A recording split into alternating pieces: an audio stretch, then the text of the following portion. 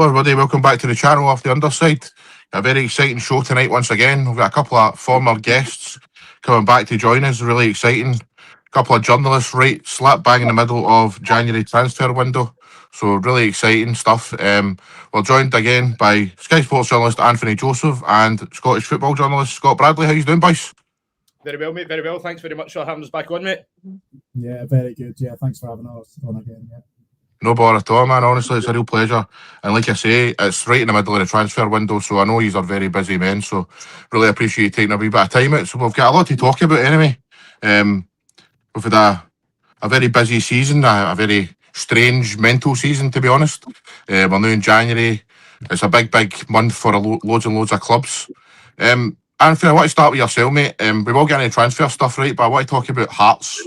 Hearts are now currently top of the league. 6 points clear. What have you made of them this season? Do you feel that they can sustain it? Obviously, they've made a couple of signings already in January. Do you feel they can sustain it to the end of the season? Yes and no, actually. I think, yes, you want to say that they could sustain a challenge maybe long-term, as in the next few years, especially with the Jamestown Analytics sort of data background and with their connections with Brighton, USG and all that, and Tony Bloom's investment. That's just his initial investment. I'd imagine if they start showing signs of progress and maybe getting into Champions League qualifiers by either finishing second or winning the league as well, they might push the boat a bit further and really build on the momentum that they've already got just now. But what I would say about them this season, that yes, they've made some good signings, but I think it's going to be a real test for them now. Now they've got injuries. Now they've got to contend with using more of the squad. A lot of their good players are out.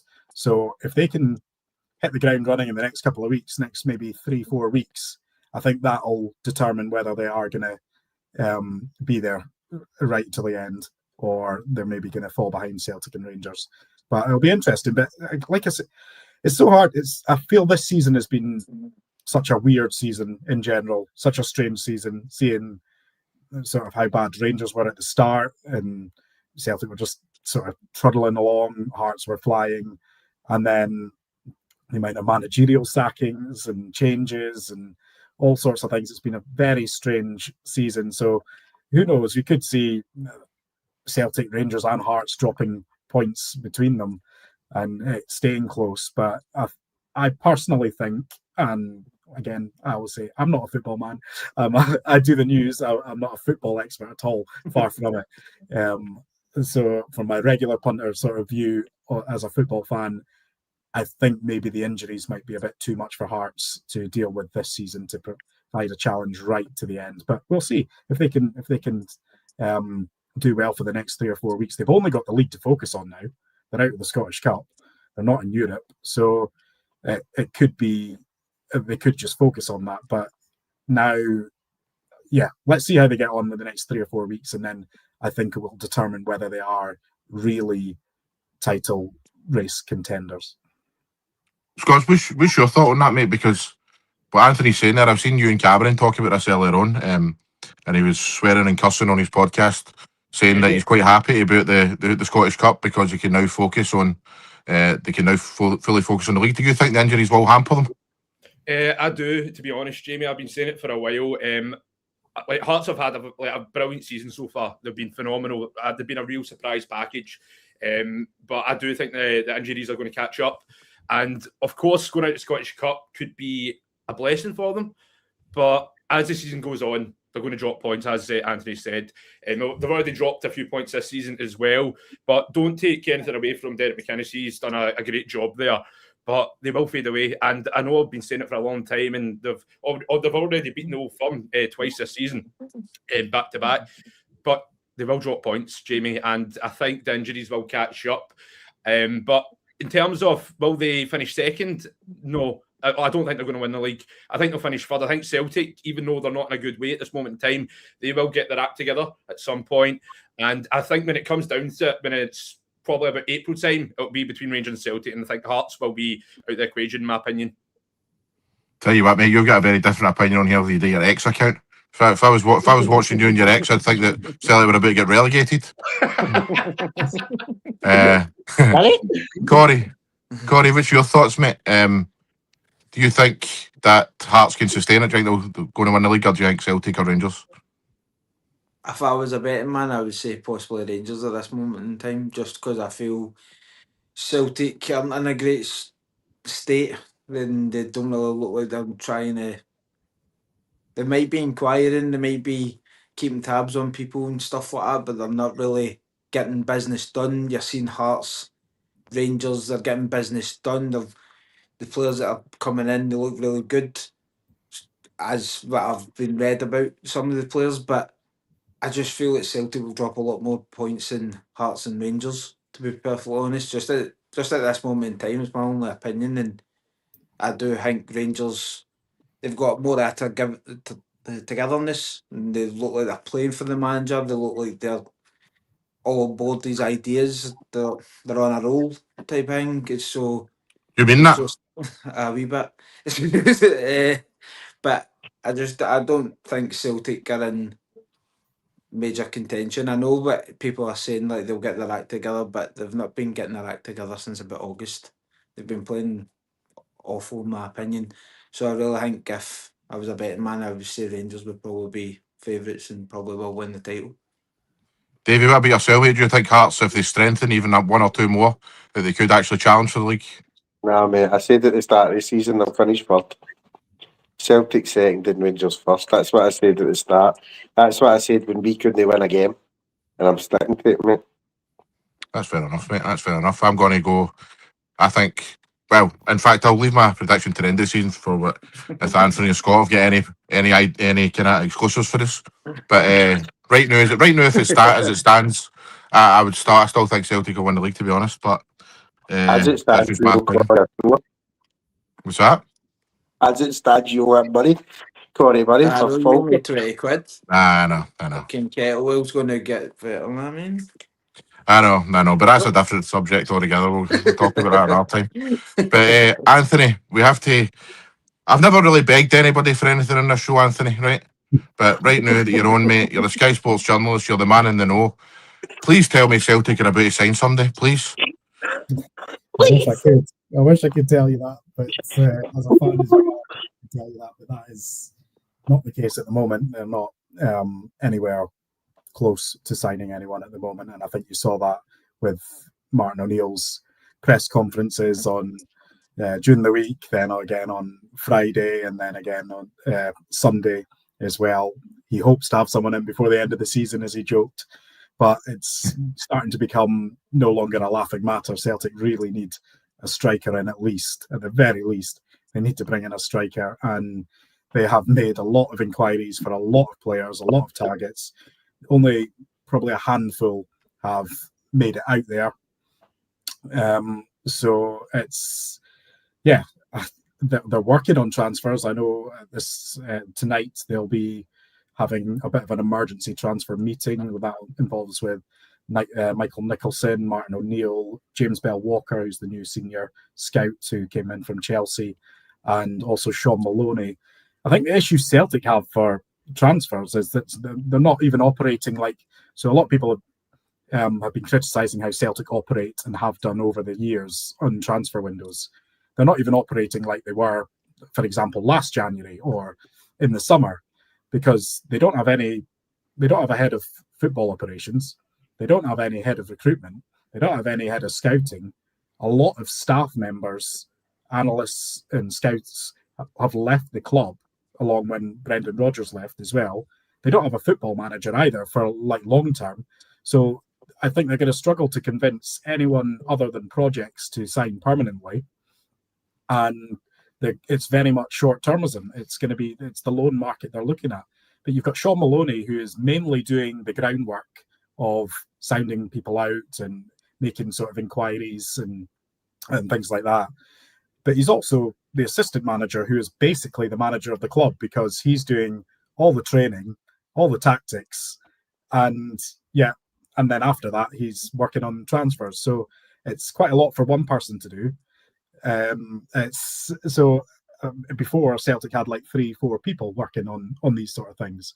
So it's they're not operating in the same kind of way. They're relying almost again on being offered players, agents coming towards them, clubs coming towards them, or transfer room, which is like the social media for the football world, where clubs will say we've got a centre back available, or we've got a striker available, or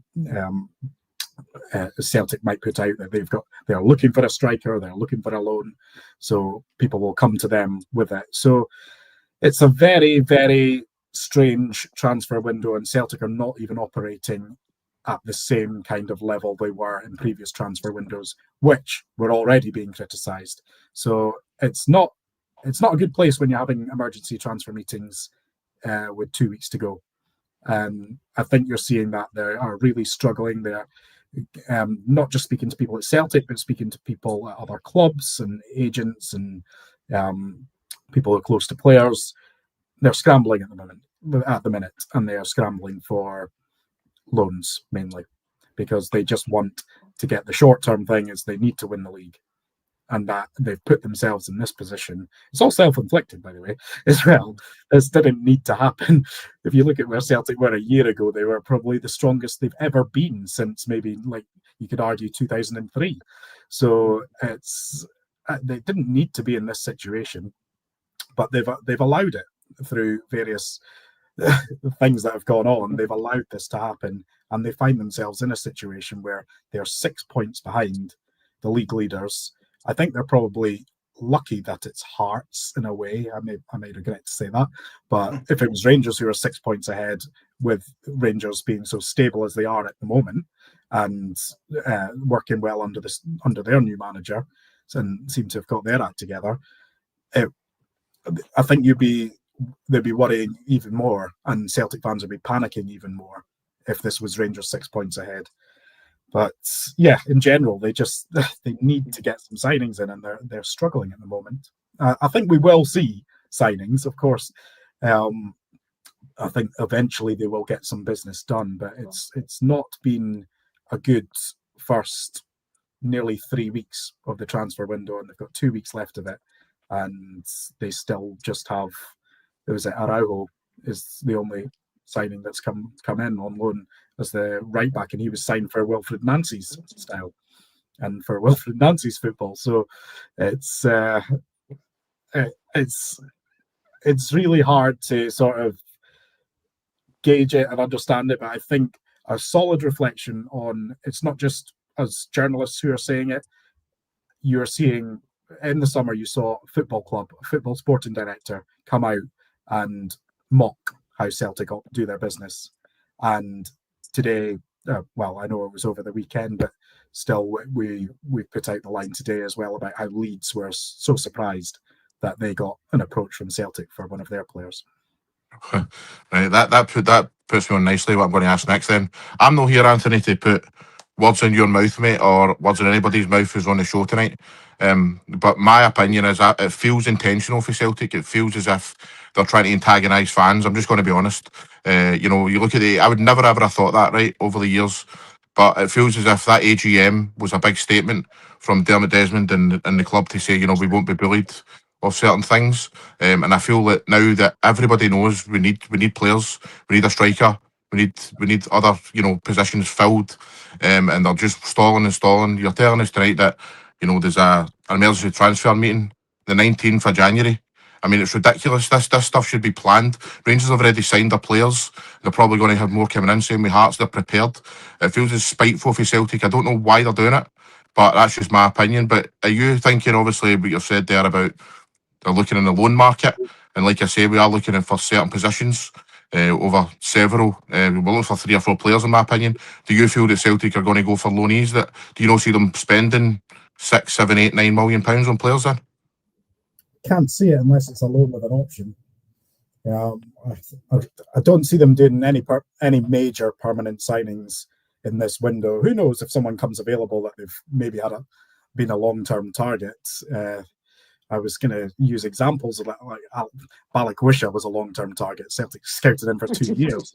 Look at what's happened so far. I don't want to completely uh, dismiss his Celtic career as being finished or anything like that, but he hasn't had a good start, and it's worrying when the current manager says, I don't really see him as a winger, when Celtic have scouted him as a winger and signed him as a winger.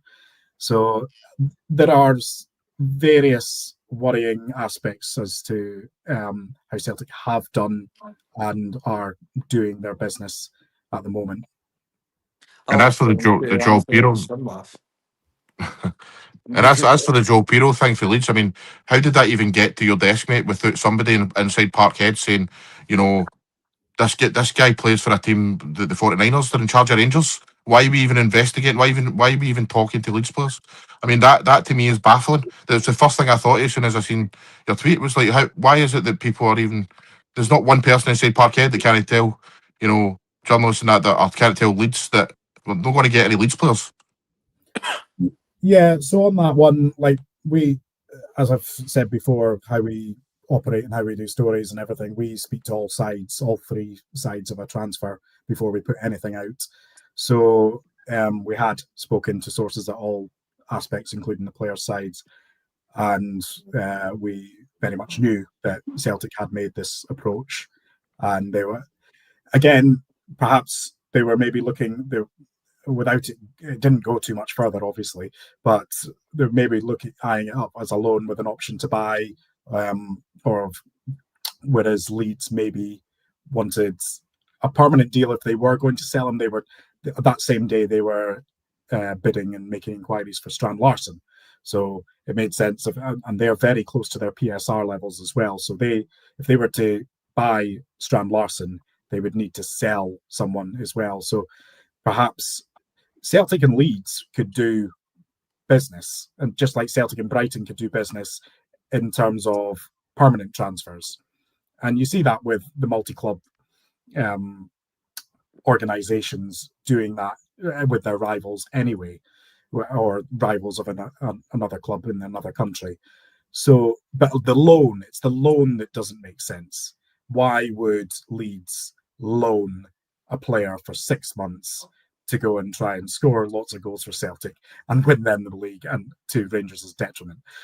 That's the baffling part. And then to come back to Leeds, that's the baffling part. If Celtic were to come in with a bid of £10 million, Leeds would probably entertain it and probably listen to it. That's completely different. Leeds are the 49ers, the business are making money from that. So that can make sense, but to loan is completely different. And I think that was the most surprising part from certainly the 49ers and Leeds' aspect of things, which is they were surprised by it, and they were surprised by the query, pretty much.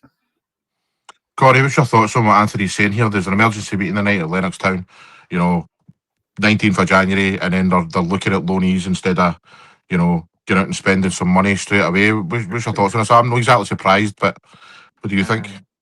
I'm not surprised either. I can kind of get the logic going for loans because we don't have a permanent long-term manager, but everyone that's watched Celtic this season knows either the players are underperforming and there needs a bit of reshuffle in personnel. And I kind of agree with you to an extent, Jamie, that I feel that the Celtic board I feel they're not fit for purpose. Like, they're keeping us financially stable. They've done it for years and you can't argue with that, but it just seems like they've got a lack of ambition.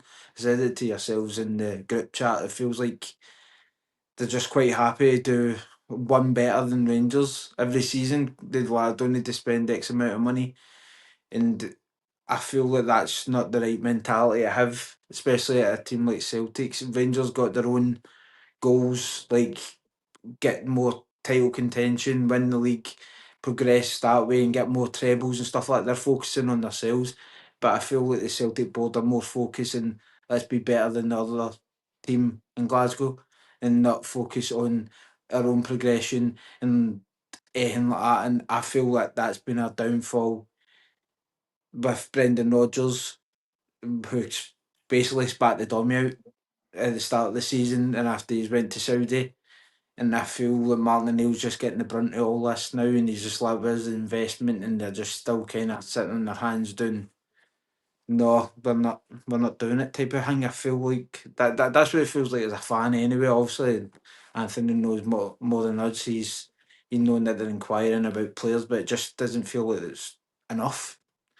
To be fair, like you've said it yourself, Hearts and Rangers are getting deals done, and they've got a structure, and it's shambolic, really, because there's fans out there spending thousands and thousands of pounds, and we're not really getting much back apart from disdain from the board, pretty much. Just kind of treated like Waynes when we're actually grown adults who put money into this club year in, year out. Well, that's the thing, mate. You know, I mean, people, you've got 60,000 season ticket holders plus, and then you've got people who go to away games, people who buy the merchandise. There's loads and loads of money getting pumped into Celtic. And Scott, what is it you're sitting thinking when you hear all this? You know, obviously we're in a full blown title race here. Rangers have went out and spent over £7 million so far, as well as Olsen, as well. You know, a full Denmark international. Rangers have they had Russell Martin at the start of the season. They soon sorted that problem out. They get rid of Thelwell, they get rid of Stewart. They actually eradicated their problems, mate, and now they're actually going out and signing players at the exact right time. So are you looking at this across the city and thinking, you know, we've got a right good chance here then? Oh, definitely, Jamie, because I remember back in October, after Rangers got rid of Russell Martin, I said it on the SNN Sports Football Voices podcast that Rangers still have a good chance of winning the league, and everyone laughed at me. And look how quickly the tide has turned now. Where that's one thing with the 49ers. I think at the start they underestimated the job in hand, and they quickly realised, okay, this isn't what we thought it was going to be. And then they got rid of Russell Martin, then they got rid of Thelwell and Stewart, and I really did like the fact that they owned up to the mistakes. They were communicating with the fans, something the Celtic board are not doing at all. Like Kavanagh came out and was like, yeah, we made a mistake, we apologise, we'll rectify it, and that's what they've done. And they've definitely backed Danny Rowe in this transfer window. I think Rangers have started off brilliantly. It's been a great 2026 so far. Rangers signed 3 players, and Danny Rowe said that they're expecting more players to come in, but they've already sorted out the key positions, obviously left back, right winger, and a midfielder. So I can't complain from a Rangers point of view, but when I'm looking in at Celtic, is like it's self-inflicted what they've done. And also as well, like I've done a piece earlier on this season, right? I was saying this, the Celtic board aren't perfect, but I felt as though the Celtic fans are going a bit OTT. But right now, I can see why they're so frustrated, because this transfer window has been abysmal so far. I can't believe what Celtic are doing right now. The fact that they've not signed a striker yet is baffling to me, because Celtic, they do have the money, but for me, I just don't know why they're not spending money on players. It boggles the mind. It really does. And also, as well, I did say earlier on in the season, obviously when you look back in the summer, I was like, I don't think the Celtic board really trust Brendan Rodgers in that transfer market, because obviously things were going on behind the scenes with Rodgers and Desmond. The relationship wasn't all that great. I mean, as we all know, that blockbuster statement that Desmond put out, where he was saying that, Rodgers wasn't willing to sign new deals. So I was like, why would I want to back him with money then if he's not going to commit to Celtic long term? And I did believe going into this window, Jamie, that the Celtic board would back Martin O'Neill, and they haven't. It's almost like they're hanging a Celtic legend out to dry, which is mind-boggling to me. But I do think Celtic will get some players in before the end of the window. I don't know if they'll be any good, because, as we all know, in the January window, it's very tough to do business in, and especially if you're going to be signing players at the last minute. So just looking in at Celtic's situation, it's not a good one. And I'm quite surprised Martin O'Neill came back. I thought, the second time when he came back, he done fantastic. Then they obviously appointed Wilfred Nonce. That didn't work out. Then he went back to Martin O'Neill for the third time. If I was him, I would be like, no thanks. You went for Wilfred Nonce over me. I'm good here. So, yeah, I think Celtic, they're not in a good way at this moment in time, and they need bodies in fast. Totally agree, mate. I agree with everything you said. I mean, Martin O'Neill was even making slight digs in the media now himself, as Anthony mentioned earlier, about hopefully sign players before the end of the season and stuff. So, Davey, what about yourself, mate? I mean, you are been saying for quite a long time you think Rangers will win the league. Do you think, obviously, the way Celtic are conducting themselves, and obviously Hearts injuries, that Rangers are the best position then? It just depends, mate, because we've still got to go and everybody.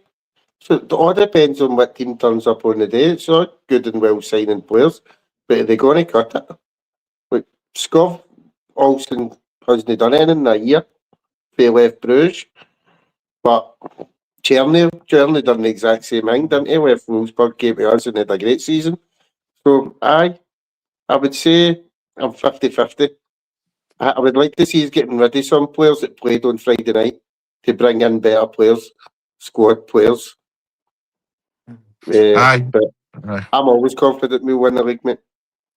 Aye, we'll go to that in a wee second. Anthony and Scott and that about a wee second about Rangers' potential more signings. But Anthony, I want to talk about one last thing about Celtic. Is see, last season I believe that Celtic were gambling a wee bit on, getting money in for certain players and stuff like that. Do you think there's maybe an element of waiting to see if there's a bid for Dizamida before they go out and maybe spend a bit of money or add into the squad? I think if Celtic sold Dyson Maida in this January window, there would be, chaos, absolute chaos if there's not already chaos. I think that is also the reason why they didn't let him go in the last weekend of the window, the weekend of the derby, the first derby of the season, when he had that bid. It was big money, and he'd cleared out his locker. He was all set to go, and they weren't able to because they just didn't have adequate replacements. You'd have probably seen Rodgers resign there and then if they'd let Ida and Maida go, and then no replacements for either with the way it turned out. So, I don't think, like, if someone bids silly money, then Celtic are going to have to entertain it. But I think it's very unlikely Maida will be sold in this window, and I don't think Celtic are looking at selling any of their assets as such. They are focused very much on the short term of they need to win the league, and that's basically their one and only aim is to go and win this league now, because they've put themselves in a right mess, and we're seeing the signs of that, and they're struggling to get players in. But like you say, it's hard because Celtic fans want to see the long-term ambition, but I don't think you're gonna. I think they just need to recover. I think the board see it like that as well, that they just need to win the league and recover in the summer. They don't just need players; they need a whole structure now, because there's so many staff that have left. They don't have heads of all these sort of departments. So they need that, as well as a football manager and long-term sort of signings. So that's probably going to come in the summer. It's going to be a very busy summer for them. But for the sort of here and now, they need to get short-term signings for the priority positions that they need, striker being the main one. They ideally want 2 strikers, but the way they're going, I think they're going to struggle with that. They definitely need 1 striker. They're looking for a right winger, and they want a centre back in as well. So it's a lot to do. And as Scott was saying, January's tough in itself, even tougher when you are scrambling and you have the sort of context behind Celtic's season that they do. The mind boggles, guys. The mind boggles. I don't understand why they're doing this. But anyway, we need to move on. We'll move on to Rangers. Like I said, Anthony, Rangers have spent over £7 million on 3 players so far. Have you heard of any other kind of comings and goings at Rangers at the moment? Not personally myself. I think Scott deals more with Rangers than I do. I do get involved in some Rangers transfers when it involves certain players or clubs that I've got dealings with. But I think they've done some good business already with Romans, and Skov Olsen is exactly the type of player you would have, if Celtic were going for him, Celtic fans would be getting very excited about. So I think it shows that Rangers are now here, as in up with Celtic in competing for those kind of players. Actually, maybe Celtic have even dipped below that, but this is the kind of market that Rangers are going for, and it's a decent level of player. A Denmark international who you can try and test in this loan with an option, and if you like him, then you can go and put in a bid, and there's a fee set for him. So that's the kind of business you would want your football club to be doing at this stage of the window. And they've already spent a lot of money. They spent a lot of money in the summer as well, and I know a lot of players didn't work out, but they seem to be getting players out now, and sort of identifying targets and going for them and getting them as well. So that is as much as you can ask for, I think, from your board and your sporting directors and your clubs at this stage of the sort of window. If you're identifying targets and they're making moves for them and bringing them in, that's the least you can. That's sort of the best you can expect from them. Absolutely bang on. It's crazy how that has just done a total U-turn for the start of the season, isn't it, Scott? How Anthony's saying now that Rangers are doing things properly, and it was a total reverse thing towards the start of the season. But what about yourself, mate? Have you heard anything, or if there are other players to come in, what positions would you like to see filled? Personally, I would like to bring in another striker. I think Bojan Miłoski has been quite underwhelming so far. As you know, Jamie, I've done many lies with you, and I've said that Bojan Miłoski, like I said in the summer, I was like, Rangers have to go for him. And I was over the moon when Rangers signed him, and he has been a bit underwhelming. Chermiti, he's been pretty decent as of late. The only issue with him is the fact that he's not scoring enough goals. Danilo, the move has just not worked out, Jamie, in my opinion. Danilo, we came in 4 years ago with big expectations on him, and he's just injuries have hindered him. He's just been too inconsistent. He's had some good moments here and there, but I do expect him to depart the club. I feel like Rangers need another centre half. If Rangers can bring in at least two more players, a striker and a centre half, that would be a 10 out of 10 window for me, in my opinion, Jamie. But it would not shock me from what I've been hearing that if Rangers go in for another midfielder, just due to the fact that Connor Barron got injured. Because Connor Barron, as of late, has been tremendous under Danny Rowe, and he's going to be out for a while. So that is a big blow for Rangers. But in terms of players leaving the club, I do expect Joe Rothwell, Kieran Dowell, Danilo, Rabio Matondo, Inciala and Curtis to leave the club. But I think Inciala and Curtis will be loans. Kieran Dowell, I think that might be a permanent one because obviously he's been out in loan before. Rabio Matondo, he's someone that Rangers have been trying to sell for a long time. He's on quite big money at Rangers as well, so obviously I think he'll be going to be leaving in January. And Danny Rowe did say players will only leave if it makes sense. Joe Rothwell's one player, Jamie, who I've been really disappointed in because I had high hopes for Joe Rothwell. He'd done really well at Leeds, done really well at Southampton, and everyone that I'd spoken to down south, like journalists, Leeds fans, they all said to me, Scott, he's going to be the real deal for Rangers. He's a tremendous player, and the move has just not worked out. Danny Rowe doesn't really rate him. He's barely played under him. He obviously started against Anna Athletic. He had a decent showing, but that was against Anna Athletic with the greatest respect. Lyle Cameron is out on loan at Aberdeen. He had a great debut at the weekend there. But in terms of Lyle Cameron, though, I do think he still has a future at Rangers. I think right now, Danny Rowe's like, okay, the midfield stacked as it is. I want you to go to Aberdeen, get some game time. And if you do well there, you still have a chance at Rangers in the future because Lyle Cameron, I think, is a good player. And just so far, it's not worked out for him at Rangers because he was not a Russell Martin or a Danny Rowe signing. He was a Philippe Clement signing, so he was. So, yeah, obviously, Lyle Cameron still has a future at Rangers. But in terms of players coming in, Rangers will make some more signings, but I think it maybe will be two max. A light three, obviously can't be too greedy, but Rangers will get some more players in. And I think Rangers at this moment in time are in a very good situation where they're actually spending money.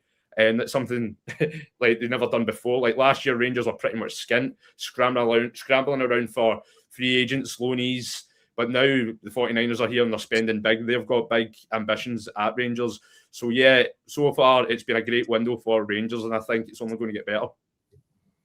What about yourself, Davey? Obviously, you've got a season ticket these days, and you've gone to the games and stuff. What position would you like to see filled, mate? Same as Scott, striker and a centre back, mate, because you can't trust Giga, Cornelius. So you've only really got Fernandez and Suter, who's still got a mistake or two in him as well. I did see yesterday that I think it was a Danish defender boy, but you never know if it's true until it actually is. Mm-hmm. And then Gustavo Hamer for Sheffield United as well. Oh, he's a good player from Coventry and that as well, isn't he? Aye, but you never know, mate. But I just keep going the way we're going and see what happens. But I think we do need all the players that Scott mentioned it. Definitely.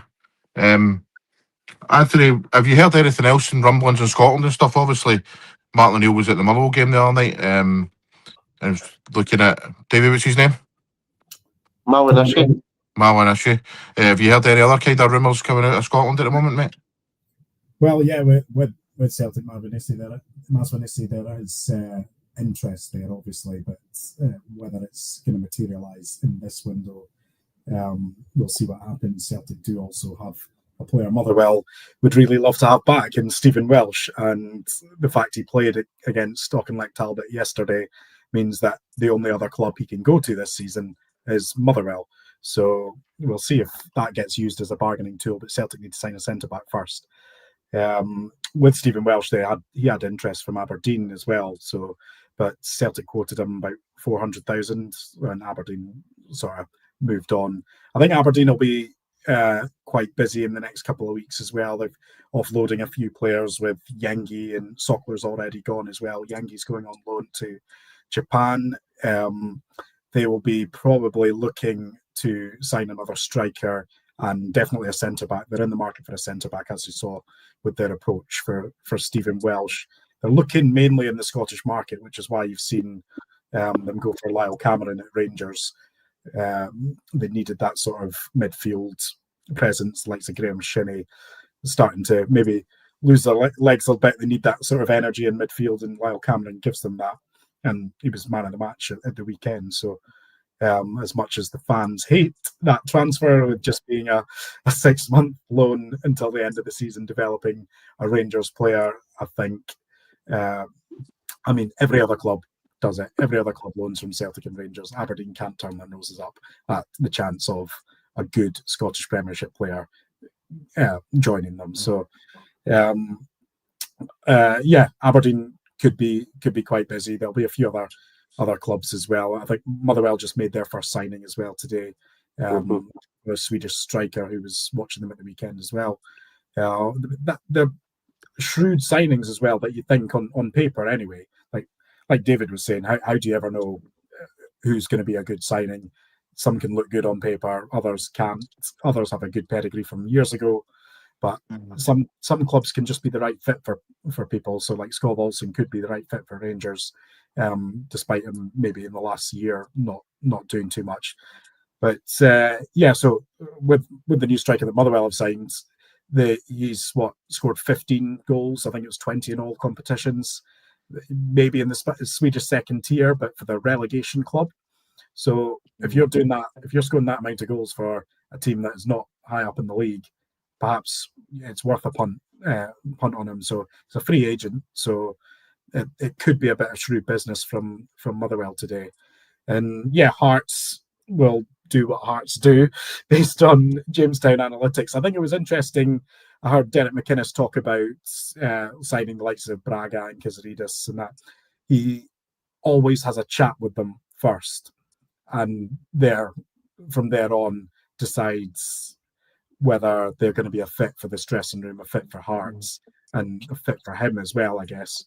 So it's not just a case of Jamestown Analytics saying, this boy's numbers are amazing, we've got to sign him. They probably are saying that, but they're giving him a number of options, and he'll speak to a few people and work out from there if the deal's worth doing, and then he'll do perhaps a Zoom call with them and decide if they're the right fit for Hearts. So Hearts did that with Jordi Altena, who they signed as a left back before the transfer window even opened. So they needed a left back, and they brought one in. So they needed cover there, and they need even more now with their injury situation. So it's going to be interesting to see who else Hearts bring in. Do they maybe even use Tony Bloom and bring in someone on the fringes at Brighton just for a loan until the end of the season to help them push on and win the league? That'll be interesting. As we're seeing with Rangers are really going for it because they know they're very likely to get an automatic Champions League spot if they win the league. So that's the difference between if Celtic win the league, they're in the qualifiers. Hearts win the league, they're in the qualifiers. If Rangers win the league, they're very much likely to be in the Champions League proper straight away. So it's a huge incentive for both of those clubs to obviously to win the league. But for Celtic, it's just a case of we need to do it, if you know what I mean. It's like they can't afford to let Hearts and Rangers probably more so get ahead of them, especially if Rangers get the Champions League money next season and Celtic don't. So that will be a huge sort of game changer if that happens, and that's why I guess you're seeing this sort of scramble and panic at Celtic at the moment. You mentioned Aberdeen, mate. I just want to go back to them for a wee second. Do you think that there's a new manager on the horizon, or do you think they'll stick with Peter Leaving for a wee while? I don't think on the horizon as such. So I believe that over the weekend and perhaps even in today, they were whittling down. They've had a lot of applicants for the job, plus the people that they would have identified as targets. Luch Van den Steel, their new sporting director, is the one who's sort of leading that search.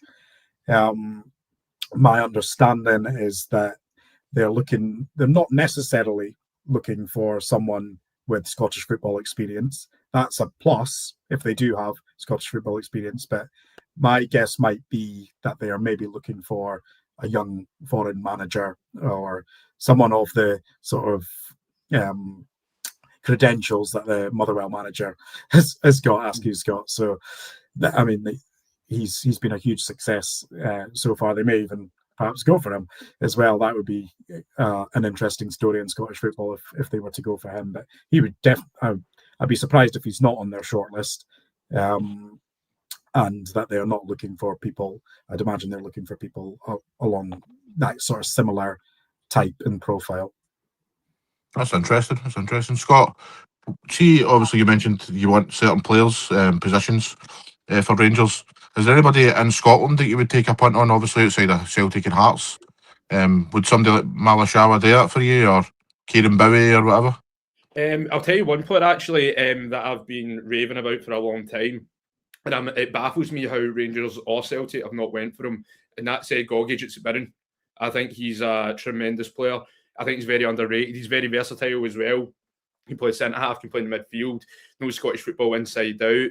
He wouldn't cost Rangers or Celtic a lot of money, and I just don't know why no firm haven't went for someone like that. And this is what I've been saying for a wee while as well. I feel like the old firm I don't know why they're not signing players in Scotland. I feel like there's a real snobbery from the old firm when it comes to that, because 20 odd years ago we would see the Scottish national team packed with old firm players. Now it's like 4 or 5, if that. And I just don't know why Rangers and Celtic aren't looking at their own league, because there's some real good players. Like you mentioned Kieran Bowie there. He's a great talent as well. The list goes on and on. Lauren Shanklin, that's a perfect example as well, where obviously he was a free agent last year, and it was almost like a come get me plea to Rangers. I'm a free agent, come get me. And Rangers didn't go for him. And no, it's mind-boggling to me why the old firm are like that. But Alex Gogic is one who I think would be a great signing for Rangers, because, as I said, he knows the league inside out, and he's not exactly going to cost Rangers a lot of money. So, yeah, that's one thing that baffles me, why Rangers haven't gone for someone like him. But Kieran Bowie, I think he is a really good player. But if Rangers were to try and go from this window, it'll be difficult, because Hibs are not going to want to sell him for peanuts. They'd be wanting quite a lot of money. And especially in the January window, I don't think Rangers will want to splash the cash on someone like Kieran Bowie, because Hibs apparently would want a fee of £6 to £7 million. So I wouldn't want to take a punt on Kieran Bowie at this moment in time. But yeah, Alex Gogic is one player who really stands out to me. I like Elliot Watt at Motherwell. He's one that I think Rangers should keep tabs on. So there's plenty of players in the Scottish League that Rangers really need to start looking at. And because obviously in the summer, as I said about Shankland, that was a no-brainer. Like he's a Scottish striker. He scores goals for fun, knows the league inside out. Rangers could have got him for free, but decided to spend £10 million on Chermiti. And of course, as I said, Chermiti has improved as of late, but he's not worth that amount of money. But it is a strange one, to be honest, Jamie. But yeah, there's plenty of players in Scotland that Rangers should be going for. But I'd be surprised if they were to actually look in the Scottish market. Mate, I've seen you talking about this on that podcast, the SNM podcast. Yeah. About how, Celtic and Rangers back in the day, you had a good few Scottish footballers at the club, at the top of the game, playing for the national team and all that. It's not like that anymore, but all you need to do is look at the national team just now, though. You look at like John McGinn and Lewis Ferguson and, Aaron Hickey and all this, these are players that were available to Celtic and Rangers, but they didn't take the punt on them. And I know that obviously Celtic and Rangers have taken the punt on quite a lot of, young Scottish players over the years, and it's not quite worked out, whether they didn't get in the team or whatever. But to me, there's just far too many slipping through the net now, to be honest with you. You know, you look at across the whole team, like I say, you can go back to John McGinn, I know that was years ago, but even Andy Robertson and all these guys, there's players there that Celtic and Rangers need to start recognising and bringing into the team, I think. Oh, I 100%. feel- Yeah, and Sorry. also as well, like years and years ago, when Rangers were in the lower leagues, Andy Robertson was playing for Queen's Park. Rangers could have got him for free, but they decided to go for experienced journeyman Stevie Smith. And then you mentioned John McGinn as well there. Like, I don't understand how Celtic didn't get that deal done. And Lewis Ferguson as well at Aberdeen. Barry Ferguson, even though that's Barry's nephew, but he was saying, I'm not saying it's because my nephew, but Lewis Ferguson is the real deal. He's a Rangers man. Go take a punt on him. He's not exactly going to cost you a lot of money. And look at him now, he's having a brilliant career. And yeah, the list goes on and on. And I'll tell you one as well, right? That who Rangers have got in the books who doesn't really get game time, which baffles me, is Finlay Curtis. Finlay Curtis started the season off really well. Anytime he was given an opportunity, he was great, and he's not really been given a chance as of late. And yeah, it is a strange one. But Danny, I do expect Finlay Curtis to go out and loan. I think Neil McCann at Kilmarnock is very interested in him, so I think that could be a good move for him. But yeah, even when you look at the youth players coming through at Rangers and Celtic, they're not really getting a chance. And it's a real shame. It is a real shame because back in the day, you would see lots of good young Scottish players coming through the ranks, and it's just snobbery from both the old firm, and it is really disappointing to see. You were mentioning before the show, sorry. I was just going to say, I feel like Celtic and Rangers operating in Scottish leagues, I feel like Celtic and Rangers feel like they can lowball the other team. Because, like you spoke about John McGinn with Hibs, it was 500 grand was the difference, and Celtic were refusing to pay it. 500 grand is nothing compared to Celtic compared to what it is to Hibs. That's a lot more, like a lot of money for Hibs, especially at that time. So I just feel like there is a bit of snobbery, granted, but I do feel like they can just lowball certain teams because they might see that the Kieran Bowie 6.5 million. They're like, is it really worth that much? Blah blah blah. They maybe over analyze it a wee bit and feel like just put 3 million in and surely they'll take it because we're Celtic, we're a bit bigger, or we're Rangers, we're a bit bigger than Hibs, if you know what I mean, that the player will want to come. I know what you're saying, Corey, but I'm sure Anthony and Scott will be able to say that happens probably at every level, am I right? Yeah, and I think sorry. particularly in Scotland, there's a Celtic Rangers tax as well. That's what I mean. So I think if Celtic and Rangers were to go in for Kieran Bowie, the price would be higher than it would be for just let's say an Italian team or a German team, for example. So, or an English Championship team. So, I think there very much is a Celtic and Rangers tax put on by other Scottish clubs, and they've got every right to do so. They know Celtic and Rangers have got the money. In the past, Celtic, they know everyone sees Celtic's balances every season, and now everyone knows that Rangers have got a bit of money about them as well, and heavy backers in the future. They're going to have plenty of cash. So it's that's always been the case. Go back to the point of like Aaron Hickey, Lewis Ferguson, even John McGinn. I do agree with the point in terms of yes, them as players now would be amazing for Celtic or Rangers. Of course they would, but I think like even in the case of John McGinn, would he be the player he is now if he joins Celtic? That's what I would ask, because would he have got as many opportunities? Callum McGregor and Scott Brown were mainstays of that Celtic. They were like the first two names on that team sheet for Celtic. Would John McGinn have had the same opportunities as he did when he went to Villa in the Championship? That's a fair point. So, That's a fair point. and it's the same with Hickey. Celtic would have had possibly would it maybe have been Lustig at the time when they were going for Hickey. So would Hickey have had much of a chance? I always think, and same with Lewis Ferguson. Well, perhaps Lewis Ferguson would have got a game at Rangers because he was doing well for Aberdeen, and Rangers were not as strong as they perhaps are now. But would Rangers have had the money that Aberdeen would have wanted? Aberdeen selling to Rangers would have been big money, and I always say it when Bojan Miovski was at Aberdeen. Yes, Aberdeen sold him for, what was it, 6.8 in total, but I think it was like 4.2 initial fee, if memory serves me correctly. But if it was Celtic or Rangers, I remember Celtic did go for him. They were quoted 8 million in 1 January. So there is a Celtic and Rangers tax, and Celtic probably at that point were not ready to spend £8 million on a player who was going to be maybe second or third choice. So there's things to weigh up. And yes, it's amazing when it's easy, I think, to say, oh, they should have taken a punt on him, but they might not have turned into the players that they are had Celtic or Rangers signed them, because it's so cutthroat at Celtic and Rangers. You've also got to, you maybe take the best players in the Scottish Premiership. Look at Lyle Cameron, was one of Dundee's top performing players, Luke McCowan as well, but you can probably see that they're not European level. And Celtic and Rangers have got to think, is this guy going to play above himself in the Europa League?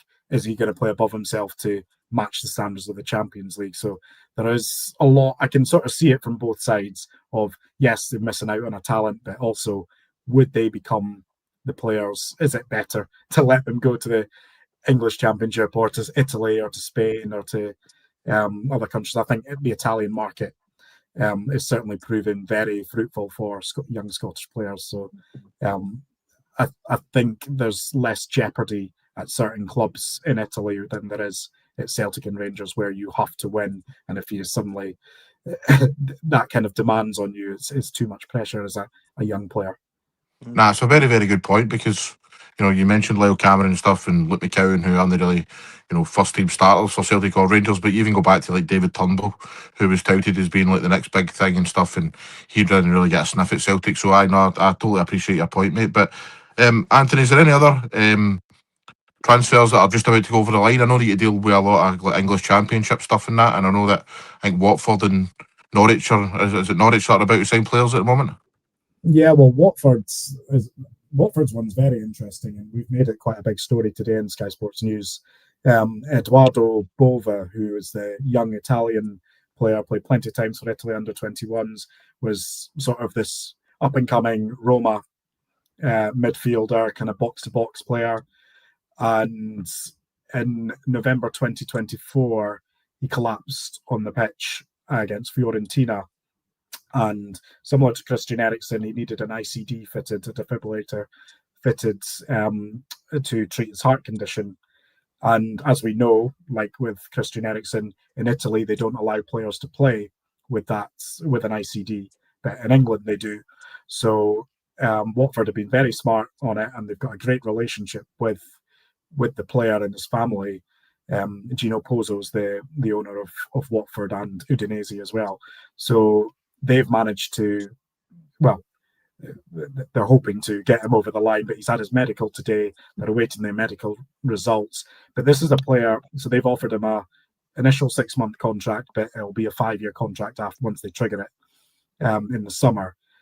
They know that they perhaps, if Edoardo Bova can get to the level he was playing at Roma a year ago before he had his ICD fitted in, he's still only 23. If he can get to that level, he'll be in the Premier League. And he might go for 20, 30 million pounds. And for someone who Watford have got for free, Roma had to release him because he wasn't able to play in Italy. So that's a very interesting transfer. He arrived today, and like I said, done his medical. We're waiting their medical results. So that could be one to watch in the future, I guess. And you could think of, like, or we're trying to relate it to Scottish football. This is the kind of thing that Celtic and Rangers should have their ear to. Getting a player who you might sign for 6 months and then trigger a longer contract and then sell for huge money. Because Edoardo Bova was like tearing it up in Serie A before he had before he collapsed. So it's it's the kind of thing that I think that, well, Celtic don't even have a structure at the moment, so they're not even able to sort of work to that level. But I think in the future you might see anyone who has a good structure or a good model about them. That's the kind of players you should be looking at. Watford, this is a real coup for Watford. So we'll see how it goes. But I think he's a name people should watch out for, because I think it won't be long until he's either in the Premier League or the Bundesliga. There were 2 Premier League clubs actually that tried to hijack the move at the weekend and offered him double the money that Watford were offering him, but he's stuck to his word and he's going to be signing for Watford. Good. That's a good coup for them, definitely. But Scott, what about yourself, mate? Have you heard anything in the pipeline in Scotland or anywhere else, or can you see any kind of transfers happening if it's a bit quiet at the moment? I haven't heard anything as of yet, just the stuff I was saying earlier on, where I do expect a few players to depart from Rangers. And I've had to make a prediction, and from what I've heard as well, I think Rangers will probably bring in at least 2 more players in before the window shuts. And also, as I mentioned, I do expect Finlay Curtis to go on loan to Kilmarnock. That'll be a good move for him because he needs game time. There's a lot of players at Rangers where they've been at the club too long. There's a lot of dead rubber, to put it bluntly, still at the club, and Rangers do need to offload them because there's some players that are on big money. Joe Rothwell, he's going to be on big money as well. I've heard as well that I think Sheffield United have been keeping tabs on his situation. I don't know how concrete that move would actually be, if it would be like a loan or a permanent, but I'll be very, very surprised if Joe Rothwell was still a Rangers player come the end of January. And Rabbi Matondo, I think he'll be off as well. Danilo, I think that would be a permanent one if he was to leave. I think Rangers will also have to take a loss in Danilo because he joined the club 4 years ago. I think it was for about it was 3 years ago, £4.5 million, £5 million or something like that. So Rangers will have to take a loss in that. But yeah, that's what I've been hearing. I do expect some of those players that I mentioned earlier on to depart. Some will be on loan, and then obviously 2 or 3 might be permanent. I think the biggest loss for Rangers fans will be Danilo's dad's dancing. I know he's been a breath of fresh air. I think he's absolutely I was just going to ask you, Scott, how long will the grieving process be once James Tavernier decides he's away? Oh, mate, I was speaking about James Tavernier. I was waiting for you to ask me about him. Obviously, there's no been any updates on his situation. There's been speculation that Panathinaikos are apparently interested in James Tavernier, but for me, I think he deserves a new deal, and hopefully he can stay one more season, because you know my thoughts on James Tavernier. I'm a huge fan of his. For me, I think he's the best right back in Scottish football at this moment in time still. So yeah, I think Tav deserves a new deal. From what I heard, he wants to stay. His family's settled here. The kids are at school. He loves life in Scotland, despite the odd idiot trying to abuse him. But no, he loves life at Rangers. He's been here 11 years. He's been a great servant. And I don't think he's finished just yet, Jamie. I know he's 34. And obviously he can't be playing football forever, sadly, for my sake. But I think Tavernier deserves a new deal. I think he will get offered a new deal. I've had to make a prediction. And then I don't know what he'll do after that, because he still is an asset to Rangers. He's going to be very difficult to replace. And that's as well. Why would you want to get rid of a player he's always reliable, he's always fit, he's never injured, he's still a very good player, and for me, I think it's a no-brainer. I think he deserves a new deal. And next season, am I saying if he stays another season, he should be playing every single game? No, I'm not saying that, because obviously Rangers do need to start looking to the future to try and replace Tavernier. But for me, I still think he's got one more year in him at Rangers. And if I was a betting man, I think he'll be here for at least one more year. Listen, mate, I totally agree with you. I'm on this podcast every week defending Tav. Davey, keep it PG. What's your response to Scott there thinking Tav signs a new deal? No. Time to go. Time to go for Tavernier. Because there's too many games where he's just no update anymore. He said he's hungry. Let him get his 4 goals back so he's a top goal scorer in the new format, and then he can go. But I will say as well, though, if this was to be his last season, right, and Rangers win the league, that would be the perfect swan song. Perfect way to go out as a winner. But me personally, as you know, I love James Tavernier, and I would give him a new deal. If he signs a new deal, do you still think he can play right back? Or do you just need to come in more central or even defensive midfield or something? That's a good question, Anthony. I could actually see him maybe like going into the centre half role, because last season he played in that role and he was tremendous. Like he was really good. He was actually better as a centre half last year than a right back. So yeah, that's a good thing about Tav. He is versatile in that sense. So I can actually see him going into a more central role next year if he was to stay at the club. And yeah, that's the thing as well. Next year, I'm not expecting him to play every game, but when you've got someone who's always reliable, always fit, never injured, he's someone you want in your squad. And also, the players all respect him, because any player that's worked with Tav, any manager that's had Tav in the team, they will say great things about him. Like Gerrard's the one that gave him the armband. Giovanni Van Bronckhorst, he kept Tav as captain. Barry Ferguson, every manager since Gerrard has kept Tav as captain. So that says a lot about Tavernier as a captain. And when people always say, oh, he's not a leader, he's this and that, and I'm like, listen, I would rather listen to Steven Gerrard, Giovanni Van Bronckhorst and Barry Ferguson. They all rate Tav as captain. I would rather their opinion over people who say that he's not captain material. But yeah, I can definitely see him going into a more central role next year, Anthony, that's for sure. Fair enough, guys. One last question before we go. I think I know the majority of the answers here, but we'll start with Corey. Corey, who's going to win the league? Hoping Celtic, but I think... No. Who's going to win the league? Just give the answer. Don't sit on the fence. I think it'll be Rangers. Okay, Davey? Rangers. Scott? Rangers. Now here's the interesting one. Anthony? Celtic. There we go. Celtic for me as well. Guys, thanks very much for your time. It's been a real pleasure talking to both of you again. Anthony, I really hope that you come over here and Michael Nicholson's trying to phone you about 100 times to tell you about signings. But I won't hold my breath on that one. But anyway, thanks very much everybody for joining. I'll see you all later. Thanks, guys. Thank you. Yes. Yeah.